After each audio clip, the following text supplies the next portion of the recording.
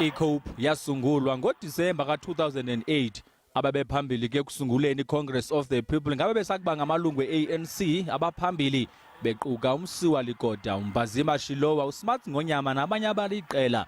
Okukwalandela ke ukugruzuka kanobomi kaThabo Mbeki nazibone esuswe esihlalweni NEC yombutho. Yangena ke i-COPE ifumana nokuqela lezihlalo eParlamente.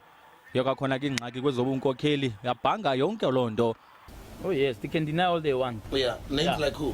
Trevor Manuel in the background, and he may be as angry as he likes, I don't care. Tito Mboweni in the background.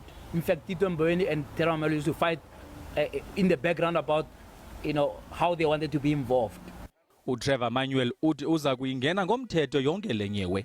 The idea that the Minister of Finance would be involved in forming a party as rival to the ANC ahead of the 2009 elections is bizarre.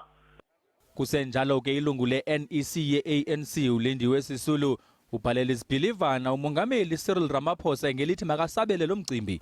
I have a responsibility to ensure that where the ANC is concerned, and I do feel that I have an answer, to communicate it, and I communicated that to the President. Ukanti i-COPE ivakalise udano nokothuka zezakutsha nje. Lo mbutho uthi lamabango nokwayothusa kwaye afuna uqwalaselwa ngokuthe gabalala. The person who have made these allegations must come out and reveal his sources, and he must come up with proof. Tabane uthi mazilime ziyometyeni ukulungela ukuya ezinkundleni. NdinguAbongile Thumako kwiindaba ze-SABC eGauteng.